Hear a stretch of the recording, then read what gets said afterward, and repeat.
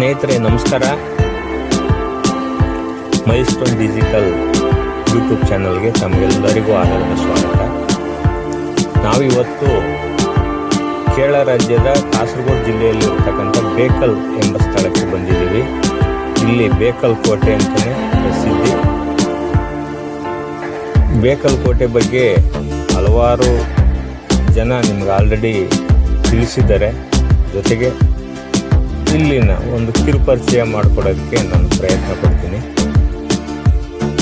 so ಇದನ್ನು ನಮ್ಮ ಕರ್ನಾಟಕದ ಕೆಳದಿಯ ಅರಸರು ಆಳ್ವಿಕೆಯಲ್ಲಿ ಕೆಳದಿಯ ಪ್ರಸಿದ್ಧ ರಾಜನಾದಂಥ ಶಿವಪ್ಪ ನಾಯಕನವರು ಇಲ್ಲಿ ಒಂದು